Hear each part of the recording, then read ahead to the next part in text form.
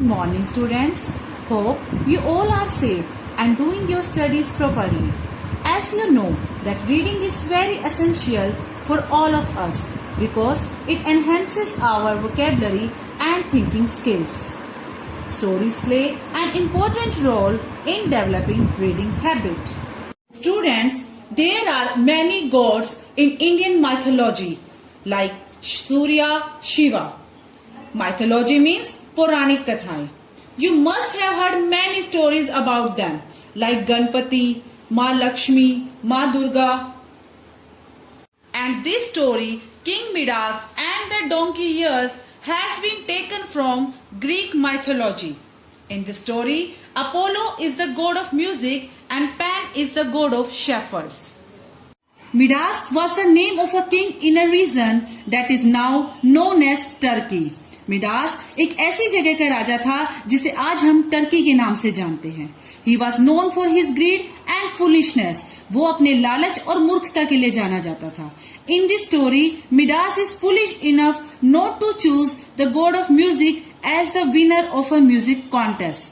इस कहानी में दिखाया गया है कि मिडास इतना मूर्ख था कि जब उसे एक म्यूजिक कॉन्टेस्ट में बुलाया गया तो उसने गॉड ऑफ म्यूजिक को ही विनर नहीं चुना. Long time ago, Pan, the god of shepherd, was heard boasting to Apollo, the god of music. बहुत समय पहले की बात है. पैन जो कि चरवाहों का देवता था, उसने अपोलो जो कि म्यूजिक का देवता था उसके साथ शर्त लगाई that I am a better musician than you, कि मैं तो तुमसे ज्यादा अच्छा म्यूजिशियन हूँ. I can produce more beautiful melody with my flute. मैं अपनी बांसुरी के साथ बड़ी अच्छी धुनें बजा सकता हूँ. Then you can with your silly harp, जो तुम अपने तानपुरे के साथ धुनें बजाते हो उससे कहीं ज्यादा अच्छी धुनें मैं अपनी बांसुरी के साथ बजा सकता हूँ. They had a music contest to find who was better. King Midas was asked to be the judge of the competition. Let's begin to play. It means both Apollo and Pan started their competition. At the end, Midas, because he was friends with the shepherds, voted for Pan. Pan was King Midas' friend, so Midas selected Pan as the winner. At this, Apollo was furious. Apollo को गुस्सा आ गया. You, Midas, have no taste, cried Apollo. Apollo को बहुत गुस्सा आया. उसने कहा, Midas, क्या तुम्हें इतना भी नहीं पता चल रहा कि कौन बेटर है? You must have the ears of a donkey if you think a shepherd is better than me. तुम्हारे कान जो हैं एक डोंकी की तरह हो जाएं अगर तुम्हें लगता है कि एक चरवाहा गॉड ऑफ म्यूजिक से ज्यादा बेटर है. Next moment king Midas felt his years quiver. अचानक से किंग मिडास को लगने लगा कि उसके कान शेक कर रहे हैं, हिल रहे हैं. His ears sprang out and turned into large furry ears of a donkey.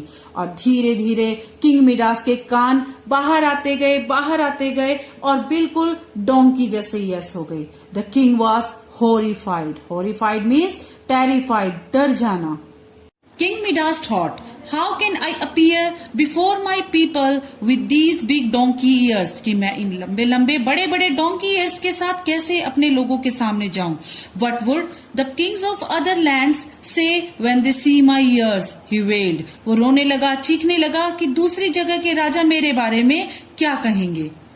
He went about wearing huge hats, heavy helmets and bulky scarves to hide his ears. उसने अपने donkey ears को छुपाने के लिए बड़ी बड़ी hats, heavy helmets, मुकुट और भारी भारी scarves को पहनना स्टार्ट कर दिया.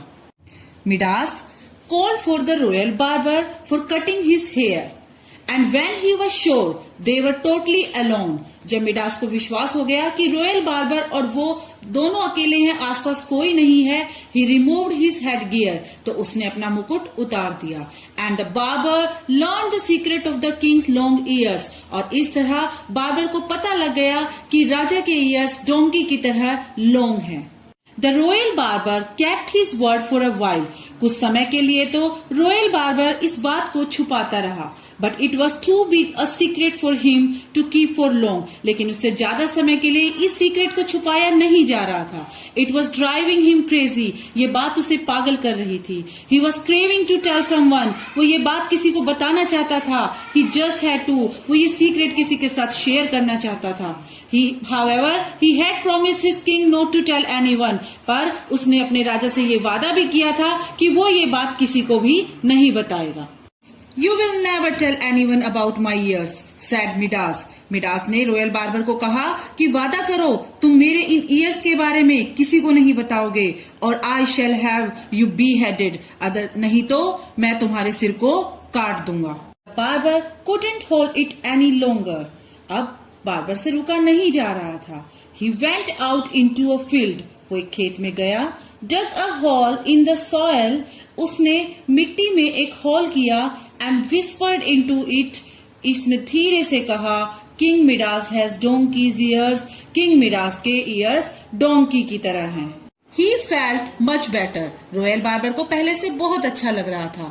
He returned home sure that no one had heard him. जब वो घर वापस आया तो उसे इस बात का विश्वास था कि जो सीक्रेट उसने बोला है वो किसी इंसान ने नहीं सुना. Time passed. समय बीतता गया. And reeds grew over the place where the barber had dug a hole and spelled out the secret. और जो वो घास उस होल के आसपास थी जहां बार्बर ने सीक्रेट बोला था वो बढ़ती गई.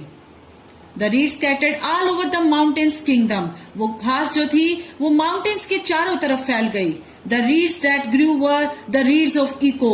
वो जो घास थी वो जो reeds थी वो reeds of echo थी. Reeds of echo मतलब वो गूंज वाली घास थी. वो जो है वो गूंज पैदा करती थी, आवाजें पैदा करती थी. And imagine the king's surprise when, as the reeds and grasses of the meadow whispered in the breeze, they spoke these words, King Midas has donkey's ears. King Midas has donkey's ears. और जरा सोचो राजा कितना हैरान हुआ जब उसने देखा कि रीड्स और ग्रासेस जो वहां पर घास के मैदानों में फैली हुई थी धीरे धीरे हवा में बोल रही थी कि किंग मिडास राजा के जो हैं डोंकीज ईयर्स हैं. राजा किंग मिडास के डोंकीज ईयर्स हैं. It was not long before the entire kingdom knew the king's secret. और पूरे साम्राज्य को ये बात पता चलने में समय नहीं लगा कि राजा के डोंकीज ईयर्स हैं. सब लोगों को पता चल चुका था कि राजा का सीक्रेट क्या है.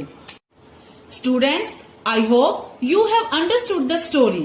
Read the whole story yourself. Do the book work with the help of answer key and write question answers in your English notebook. Stay home, stay safe, keep learning.